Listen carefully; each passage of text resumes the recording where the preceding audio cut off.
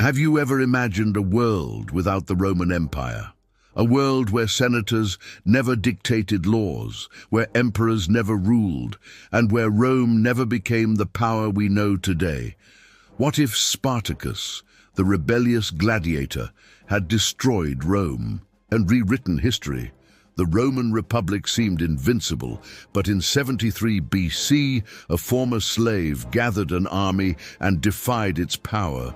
What would have happened if he had won? What would a world look like where former slaves ruled and the Romans were the defeated ones? Today, we will explore a scenario that could have changed the entire trajectory of Western civilization. We will dive into battles, military strategies, political intrigues, and the impact of this revolution that could have shaped a completely different future. So, stay with us until the end, because this story might change the way you see antiquity. But before we dive into this incredible story, make sure you're subscribed to our channel and hit the notification bell so you don't miss any of our videos full of historical curiosities about ancient Rome. The rise of an unexpected leader. Did you know that before challenging the full force of Rome, Spartacus had already served in the armies he would later defy?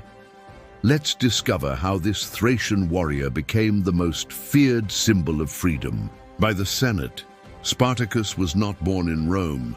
He was a Thracian, from a people who occupied the region that today includes parts of Bulgaria, Greece, and Turkey. From an early age, he was trained in combat skills, as the Thracians often served as mercenary soldiers in various armies. This combination of raw strength and survival instinct helped him stand out even in his youth. Many historians believe that before falling into disgrace, he may even have fought for the Romans. Captured and sold into slavery, Spartacus was taken to a gladiator school in Capua, where he was subjected to a brutal training regimen. There, facing death in every fight, he forged friendships and alliances with other slaves. In that hostile environment, the spark of rebellion ignited, the idea that everyone deserved freedom. These gladiators would no longer fight for the entertainment of the rich, they would fight for their very survival. When they finally decided to rebel, the group led by Spartacus demonstrated a surprising sense of strategy. They overthrew guards, seized weapons, and fled to Mount Vesuvius, recruiting runaway slaves from all over. And so began one of the greatest threats Rome had ever seen, because it was not merely an escape, it was the start of a revolution. The rise of an unrelenting force. Now that Spartacus and his comrades have taken the first steps toward freedom, how did they manage to form an army so powerful that they repeatedly defeated the Roman troops? Let's find out. At first, the Roman Senate did not take the revolt seriously. After all, how could a band of slaves and gladiators represent a real threat? The Republic had crushed far more organized enemies over the centuries. However, every battle the Romans lost showed that Spartacus had not only courage, but also military cunning. The Thracian leader combined guerrilla tactics with strategic knowledge acquired during his years of combat. The rebel army grew in number and diversity. Slaves from different regions, Greeks, Gauls, Germans, joined him. The promise of freedom and the possibility of revenge against the Roman masters motivated many to take up arms. At the same time, poor families and peasants marginalized by the elite saw in Spartacus a hope for change. It was not merely a slave rebellion. For many, it was a fight against the widespread oppression of Rome. The initial victories of the rebels created panic within the city. The Senate began debating emergency measures and allocating resources to contain the spreading wave of terror. Some politicians tried to negotiate, offering amnesty in exchange for surrender. But Spartacus and his generals knew that if they lowered their weapons, everything would end in crucifixion. The only way seemed to be to push forward toward the destruction of Rome. Have you ever wondered how this sudden growth shaped the destiny of an empire? Hit the like button now so we can continue, bringing you such impactful stories. Crassus steps into the fray. With the Senate weakened and the city in panic, it was time for someone to take the lead and put an end to the revolt once and for all. But was the richest man in Rome prepared to face Spartacus? Marcus Licinius Crassus, the richest man in Rome, became known for his unbridled ambition. He had already profited from fires in the city by buying burning properties at rock-bottom prices and later reselling them. He saw Spartacus's revolt as his chance to shine politically. If he could crush the rebellion, he would be hailed as the savior of the Republic, which would mean unlimited prestige and power. Crassus did not underestimate Spartacus. He knew he was dealing with someone who survived on unlikely victories. Therefore, he invested money to reinforce the Roman legions, recruiting new soldiers and intensifying the training of veterans. At the same time, he studied accounts of previous battles to understand the enemy's tactics. Unlike some commanders who dismissed the slaves, Crassus prepared for a long and bloody war. If Spartacus sought total freedom, Crassus desired a glorious triumph. The tension between these two leaders increased with every troop movement. The first skirmishes proved that Spartacus had not lost his edge, but now he faced an opponent of equal caliber, with almost unlimited resources. It was the beginning of a duel that would forever change the course of Roman history, or in our hypothetical scenario, the formation of a new world if Spartacus triumphed. The clash with Pompey. While Crassus advanced toward the final confrontation, a new force emerged on the battlefield. How did the arrival of Pompey Magnus add an extra layer of complexity to this deadly clash? Gnaeus Pompeius Magnus was no ordinary military leader. With an impeccable reputation, he had conquered territories in the east and suppressed revolts in several provinces. He was a general beloved by his troops, often called Magnus in recognition of his victories. The Senate, realizing Crassus's difficulty in ending the revolt, called upon Pompey for help. After all, two great generals together had a better chance of surrounding Spartacus from all sides. For Spartacus, this meant an even greater challenge. Pompey's legions were disciplined and accustomed to swift victories. However, Pompey's arrival also brought internal rivalry. Between Crassus and Pompey, there was a political game. Both wanted to be recognized as the greatest benefactor of Rome. This could lead to communication failures or even competition between the commanders, something Spartacus might exploit. Even under pressure, the slave army continued to resist. Commanders like Crixus and Gannicus, loyal to Spartacus, helped keep morale high and the troops organized. Battle accounts show that, on several occasions, the rebels came close to defeating Crassus's or Pompey's legions. The lingering question is, if they had managed to deliver the final blow, what would have been the next step in the collapse of Rome? Did you already know this intriguing detail about Rome's internal rivalry? Leave your comments and share your ideas. The fury of the Roman Senate. Repeatedly defeated by forces considered inferior, the senators began to act with extreme measures. But could these belated decisions save Rome from collapse? Every new setback suffered by the legions generated outrage within the Senate. That Roman pride, fueled by Mediterranean conquests, was shaken by a multitude of former slaves who refused to bow down. Some senators began advocating even harsher penalties for anyone caught helping or allying with Spartacus. Mass executions, crucifixions, and the destruction of villages suspected of supporting the rebels became political weapons. These extreme measures caused a split among the Romans themselves. While some of the elite supported brutal repression, others feared that the excessive use of force would create more enemies than allies. The common people of Rome, many of whom were poor, watched cautiously. After all, if the Senate was so ruthless against the slaves, how would it react to a revolt by the most downtrodden within the city walls? In this context, Spartacus gained moral strength. In the eyes of many, he was not just a rebel but a liberator, exposing the contradictions of Roman society. And if the growing wave of violence against the people brought more to join the cause of freedom. At this point in history, everything indicated that a decisive confrontation was imminent.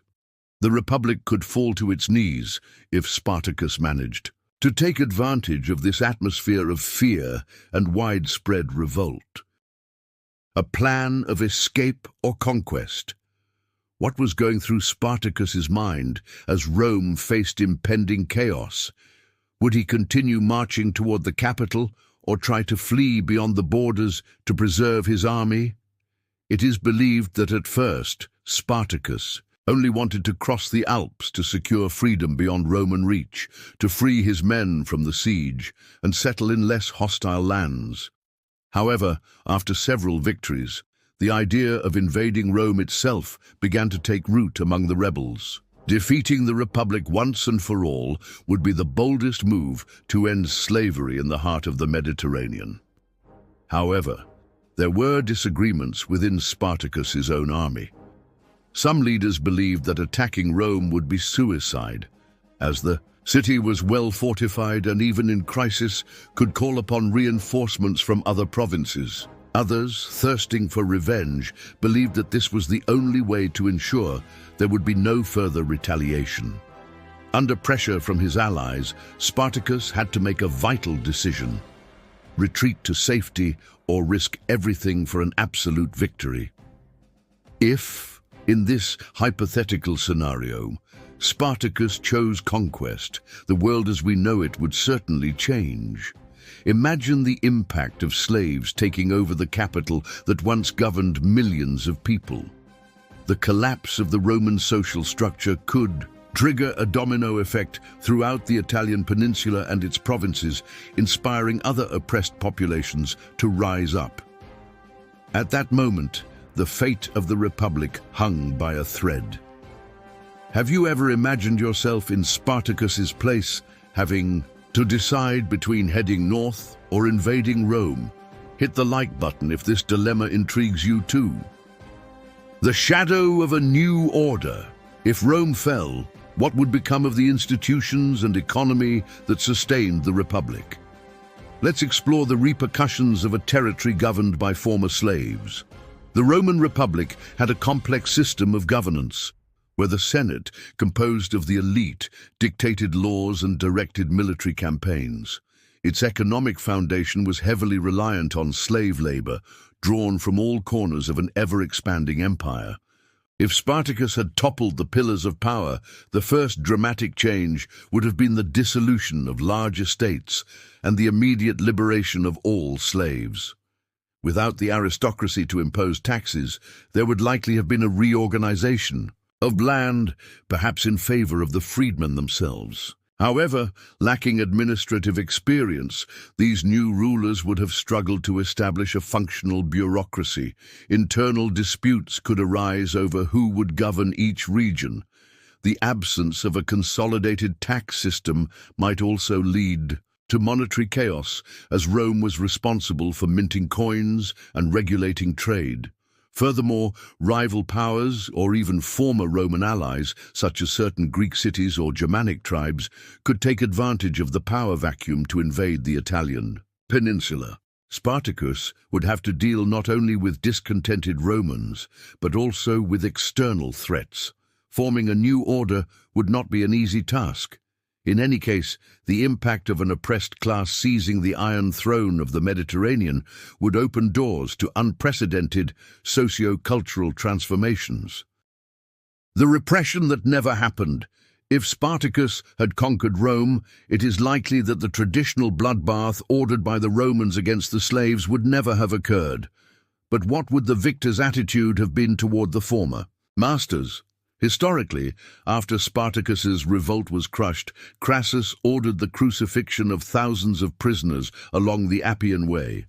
This extreme act of violence served as a warning to anyone who dared rebel against Roman power. But in our hypothetical scenario, had Spartacus triumphed, vengeance could have been directed at the former slave owners and the Senate politicians. A new regime of terror might have arisen in the heart of the Italian peninsula, reversing the roles of oppression. On the other hand, some historians argue that Spartacus might have been more conciliatory than we imagine. He could have adopted a less bloody policy, seeking alliances with repentant Romans and transforming former masters into partners in rebuilding a new state. This kind of moderation would have been vital to ensure the stability of a government, formed largely by ex-slaves who would need the administrative expertise of former aristocrats. In any case, the repression against the slaves that followed in real history would not have occurred. Rome would not have had the opportunity to showcase its brutal might to the world, and the fear generated by Spartacus's defeat would never have cemented the power of future Roman generals. Thus, Rome's expansionist mentality could have been curbed, forever changing the way Western civilizations developed in the following centuries. Had you ever thought about the consequences of mass crucifixions? Leave your comments so we can continue this discussion. A Rome without an empire. With the fall of the Republic, the rise of the Roman Empire as we know it from history books might never have happened. But who would inherit this empty legacy? In the real timeline, the Roman Republic would undergo constant civil wars until the rise of Gaius Julius Caesar, Octavian Augustus, and the establishment of an empire that would last over 4 centuries. However, if Spartacus had won, this entire sequence of events would have been interrupted. The trade routes, legal structure, and cultural unification that Rome offered the Mediterranean could have fragmented. Without Roman imposition, other peoples would have had the chance to expand. The Parthians in the east might have advanced there. Territorial dominion and Germanic tribes could have fortified their borders without Roman pressure. Greek cities, freed from Rome's yoke, might have shone again, perhaps even forming a new Hellenic League. This scenario of multiple power centers would create a world very different from the one we know today, perhaps with entirely different cultural developments. Moreover, emerging religions, such as Christianity, might have taken a very different path without the backing or persecution of the Roman Empire. Imagining a Rome without an empire is to reflect on how every detail of our human history could have taken another turn. Latin might not have become the predominant language in Western Europe. Many local dialects could have flourished instead of being absorbed by the Roman system. The legacy of Spartacus and the lesson for history. We have reached the final point of our journey. After all, what can we learn from this alternate history? And how does the name Spartacus still echo today as a symbol of freedom? Even though he was defeated in reality, Spartacus lives on in popular imagination. He represents the flame of resistance against oppression, no matter the era. In our fictional scenario, where he manages to conquer Rome, there is no doubt that his legacy would have been exalted as the supreme liberator. The official history, told by the victors, would have celebrated his deeds as the beginning of a new era for the peoples of the Mediterranean. The real narrative shows us that Spartacus' courage inspired future generations to question slavery and social injustices. Even today, his name is associated with the fight for rights and equality. By imagining an alternate ending, we confront the fragility of empires and realize that, however solid they may seem, they can always crumble at the hands of those who refuse to be subjugated. Thus, this exercise in imagining Spartacus's victory teaches us a great deal about the course of humanity. It shows that history is not merely an inevitable succession of events, but a tangled web of possibilities. And what if this former gladiator had really managed to change the world?